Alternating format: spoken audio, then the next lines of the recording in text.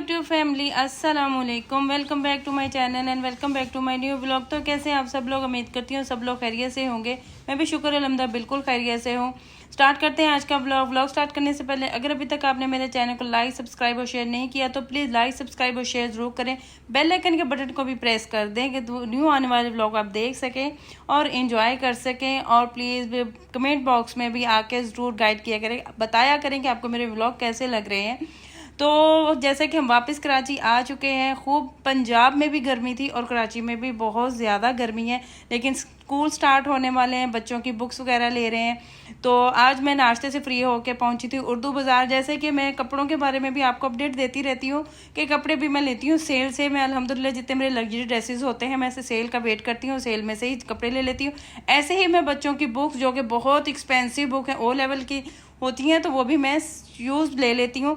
तो मैं आती हूँ उर्दू बाज़ार और बच्चों की यहाँ से बुक्स वगैरह लिए हैं, उनकी बाइंडिंग करवाई है, साथ ही स्टेशनरी का सामान लिया है और कुछ सामान मैंने लिया है फैब्रिक पेंटिंग से रिलेटेड। स्टेशनरी बच्चों ने खूब ली थी क्योंकि अभी कम हो गए हैं, दोनों बड़े बच्चे कॉलेज में हैं और ये सबसे छोटी वाली की स्टेशनरी थी और स्टेशनरी में उसको हर आइटम चाहिए था जो खूबसूरत भी हो, जो बहुत नाइस और डिफरेंट सा भी लगे। तो खूब सारी ढेर सारी दोनों बहन भाइयों ने यहाँ से स्टेशनरी ली, यहाँ से रेज़र और स्टाइलिश रेज़र और शार्पनर वगैरह जो सब कुछ था उनको ज़रूरत, उन्होंने वो वाली चीज़ें अपनी ली। यहाँ से फ्री होके यहाँ पे मैं उर्दू बाज़ार में एक बहुत पुरानी सर्विस स्टेशनरी के नाम से एक शॉप है जहाँ से मैंने अपना फैब्रिक पेंटिंग का सामान लिया था और साथ में हम लोगों ने कुछ आर्ट एंड क्राफ्ट का सामान लिया था। और साथ साथ मैंने यहाँ से ये बड़ी गन भी ख़रीदी थी जो हॉट गन होती है। मेरे पास छोटी वाली तो है, लेकिन अब जो क्योंकि आर्ट एंड क्राफ्ट का काम करना है बच्चों ने, उनको बहुत सारी चीज़ों की ज़रूरत पड़ती है, तो ये सब चीज़ें हमने यहाँ से ली। कैलीग्राफी के लिए भी बहुत अच्छी चीज़ें मिल गई थी। ऑनलाइन भी ये सब चीज़ें मिलती हैं, लेकिन क्योंकि आज मैं मार्केट खुद आई हुई थी तो यहीं से मैंने परचेज़ कर ली ब्लू बर्ड के। और ये जो मैंने कलर है ये भी यहीं से लिए और काफ़ी हमें यहीं पे देर होगी क्योंकि मैं आई ही तकरीबन 5:30 बजे थी मार्केट और ये छोटी छोटी चीज़ें कलेक्ट करते हुए काफ़ी देर हो गई थी। और यहीं से भी बच्चों ने खाने के लिए बंस रोड से, जो कि बहुत मशहूर मार्केट है कराची की और फूड स्ट्रीट है, वहाँ से बच्चों ने अपने खाने के लिए बिरयानी ली और हम लोग ने वापस घर को आए। अल्हम्दुलिल्लाह जैसे ही घर आए तो सरप्राइज सोलर पैनल आ चुके थे।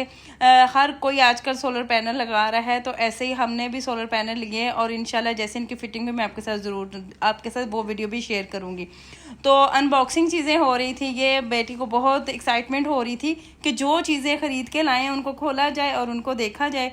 तो ये जो कैलीग्राफी के लिए इसने काफ़ी सारी चीज़ें ली थी। ये बहुत अच्छी पेंटिंग कर लेती है, कैनवस पे पेंटिंग करती है। तो कैलीग्राफी ज़ाहिर है थोड़ा सा मुश्किल काम है, तो स्टार्ट में ये करने के लिए इसने ये बने हुए लिए थे और ये इनसे ये कैनवस पे अब बनाएगी, इनके साथ पेंटिंग करेगी और साथ में ये कुछ दरख्त वगैरह कैनवस पे अच्छी पेंटिंग कर लेती है, लेकिन ज़्यादा बेहतर और फिनिशिंग लाने के लिए मैंने इसको ये चंद चीज़ें लेके दी थी।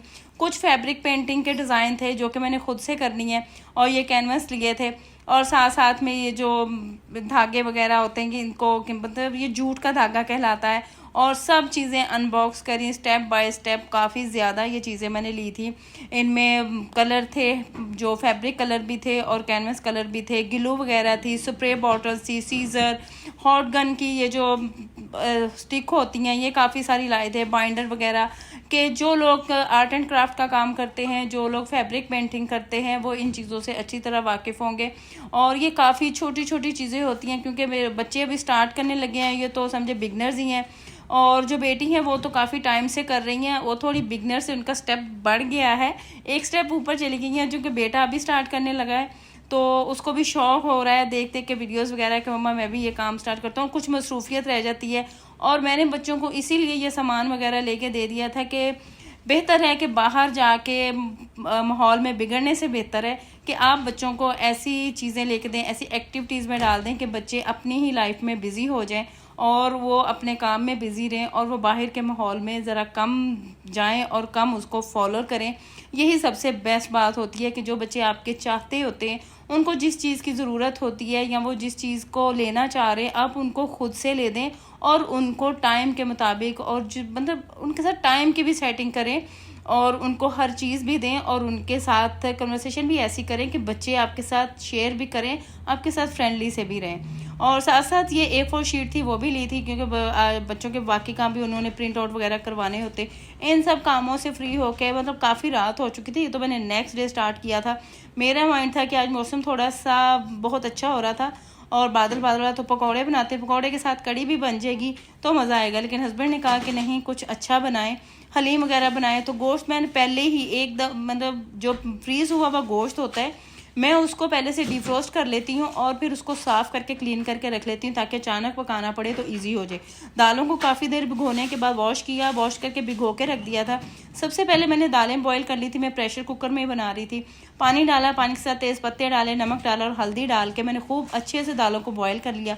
अच्छे से प्याज स्लाइस करके उनको अच्छे से जब वॉश किया, लच्छे अलग अलग हो गए, दाल भी बॉयल हो चुकी थी। दाल बॉयल होते तो मैंने नमाज भी पढ़ ली थी। नमाज से फ्री होकर जब आई तो अल्हम्दुलिल्लाह दाल बहुत अच्छे से डन हो चुकी थी, बिल्कुल घुली मिली सी दाल नहीं थी। अब इसको मैं दूसरे बर्तन में शिफ्ट करूँगी और साथ में इसको वॉश करके प्रेशर कुकर को हलीम के लिए कौरमा तैयार कर लूँगी।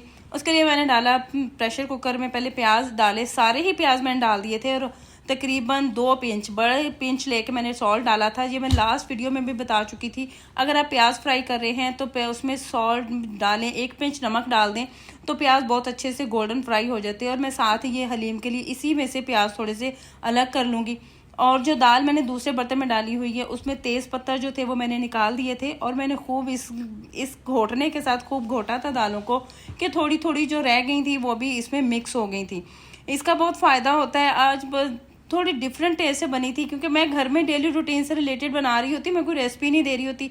प्याज अच्छे से गोल्डन हो चुके थे तो वो मैंने जो हलीम के ऊपर फैलाने थे वो निकाल लिए थे और चूल्हा मैं बंद कर चुकी थी कि इससे ज़्यादा प्याज जल ना जाए। और मैं डाल रही थी हड्डी वाला गोश्त, क्योंकि जो मैंने वॉश किया हुआ था वो हड्डी वाला गोश्त वॉश करके रखा हुआ था। अगर मैं जो बोनलेस गोश्त रखा हुआ था उसको डिफ्रोस्ट करके डालती तो बहुत ज़्यादा टाइम लग जाता, आज भी हलीम नहीं बन पाता, नेक्स्ट डे ही बन पाता।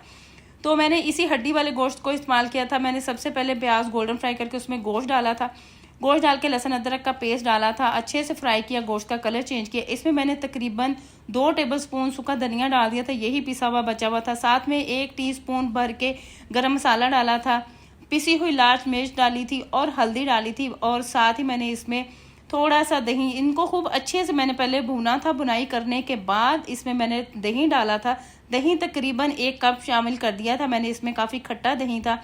दही के साथ और मसाले जो मैंने स्पाइसेस इसमें ऐड किए थे, गोश्त की अच्छे से भुनाई करने के बाद, इतनी भुनाई करी कि गोश्त ने अपना जो ऑयल इसमें मैंने शामिल किया था वो छोड़ दिया था।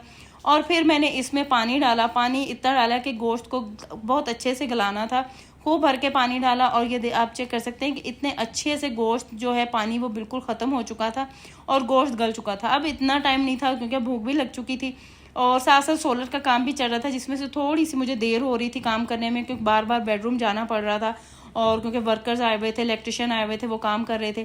इसी घोटने के साथ जिससे मैंने दालें घोटी हुई थी, खूब अच्छे से मैंने गोश्त को भी घोट लिया। मैंने इसमें से हड्डी वगैरह अलग नहीं की थी। और क्योंकि मैं बिल्कुल डेली रूटीन की जब शेयर करती हूँ तो मैं सेम जो काम कर रही होती वही शेयर करती हूँ, कोई इसमें ऊंच नीच नहीं होती। तो आप भी ऐसे अपनी लाइफ को इजी कर सकते हैं और आसान तरीके से कुकिंग करके एंजॉय भी कर सकते हैं, गर्मी से भी बचा जा सकता है और खाने भी मज़े मज़े के खाए जा सकते हैं। अपनी ज़िंदगी को ऐसे ही आसान बनाएं और कुछ भी इसमें मतलब ऐड करने की ज़रूरत नहीं है कि हम लोग इतने सफाई।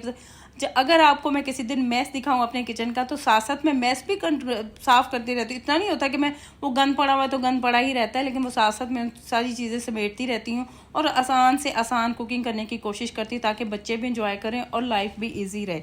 बस यही थे मेरे व्लॉग पसंद आए तो प्लीज़ लाइक सब्सक्राइब और शेयर ज़रूर करें, बेल आइकन के बटन को भी प्रेस कर दें। दोपहर में ये हलीम बना था और रात में तकरीबन मेरी बेटी ने फिर अपने लिए वाइट सॉस पास्ता बनाया था, फिर एंड पे ये पास्ता ट्राई किया था मैंने। तो बस इसको टेस्ट किया था क्योंकि मैं आजकल हूँ डाइटिंग पे और इंशाल्लाह वेट लॉस करके भी आपको ज़रूर बताएंगे। मिलेंगे नेक्स्ट व्लॉग में इंशाल्लाह, दुआ में याद रखिएगा।